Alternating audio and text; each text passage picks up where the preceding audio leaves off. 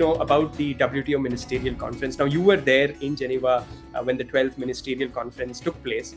Can you share with our viewers, what were India's positions and how successful were we in defending them at the conference? Okay, this is the first time where India was seen as an enabler.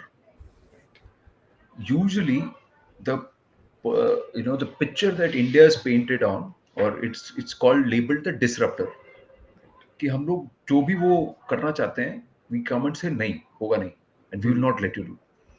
But this is the first time where India was an enabler. And I'll tell you, there's a lot of hard work that's gone in. I have seen personally the ambassador to the WTO, Brajendra Navneet, and his team, and then the Commerce and Industries Minister, Piyush Goyal, and his team work tirelessly through more than 48 to 72 hours.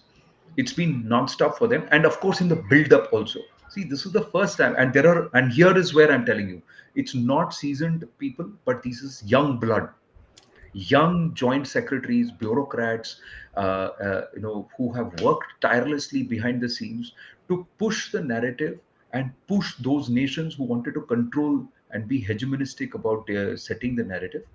They have pushed those nations, and India has championed the cause of developing nations, along with nations like China, and also China surprisingly on a lot of issues, and against China in certain issues, because it's a gamut of issues. But the Africa nations have come together. A lot of the Southeast Asian nations have come together. South Africa as an Africa nation has really helped. A lot of the LATAM nations have come together. So we've had largely the support out of 164 countries, the support of nearly 112 to 120 countries, and in certain cases, nearly 156 nations on a lot of issues. And what India did is, traditionally, they would look at one or two clauses in one or two categories and block that or push for that. But this time we saddled a range of issues. We looked at e-commerce, we looked at fisheries, we looked at food security and public stocks and World Food Program. We looked at TRIPS waiver, and we also looked at WTO response to pandemic. So this is perhaps the first time that you have had 5 outcomes which have come through, where India has not just talked up the issue of developing nations and India per se, the interest of India per se, but it has also been able to bring these developed nations around on a lot of issues. And this is the first time a WTO meeting is happening in person in 5 years. The next one will happen in 6 months, and a lot of the agendas will be pursued further. And let me tell you, on day one, there were 2 consensus points which are supposed to reach. And you had the WTO DG, Ngozi, also, who's a Nigerian, and she was very driven. And she's also worked tirelessly on this. So there's a lot of credit that goes to her also, along with some of the EU nations that came through eventually. But on day one, the WTO response and TRIPS waiver were supposed to happen. That consensus was supposed to be announced, because that would have set the tone for the remaining days and some positive outcomes thereafter.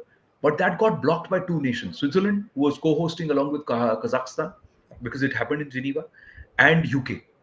And it was purely because of the big pharma. It was purely to protect the interests of big pharma and that law. And that meant that on day two, that happened on Monday evening, there was no consensus that came through. 2 nations blocked it, and they couldn't arrive on consensus. And WTO principles are consensus, it's not majority. So it works on a principle of consensus. So everybody has to agree. Then day two, they said nothing's happening. So by the end of day two, it looked like it's all dead and buried, and they may just call it, wind it up on Wednesday itself. That was the official date that it was supposed to wind up. But then what happened is, on Tuesday evening, India got 12 other countries, 11 other countries into the green room, and they started thrashing it out clause by clause and trying to emphasize. And Piyush Goyal and Brajendra Navneet actually led these negotiations inside the green room. There was heckling parleys that happened. It went on into the wee hours and actually ended about 5 a.m. in the morning. And that's when you had the WTO DG saying we'll extend it till 3 p.m. in the afternoon. The moment they reached till 3 p.m., Thursday afternoon at 3 p.m., but it didn't stop at 3 p.m. It actually went on till 4 a.m. that day into Friday morning. So Piyush Goyal's press conference happened at 5 a.m. with us. Wow. 5 a.m. Geneva. In fact, at 1 a.m. or 2 a.m. inside the WTO, the minister came to the media center for a informal briefing, and you had nearly 40-50 foreign journalists saying, what is the India minister saying? Because India is driving consensus.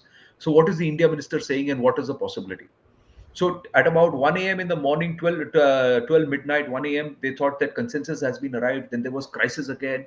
Then they said, oh, let's go back in. And eventually, we had 5 outcomes.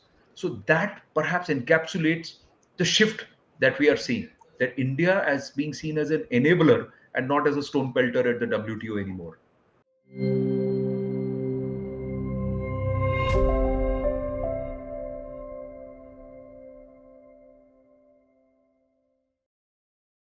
Please remember to subscribe to us and switch on the notifications for this channel.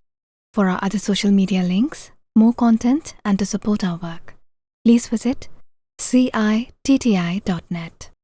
Dhanyavad. Namaskar.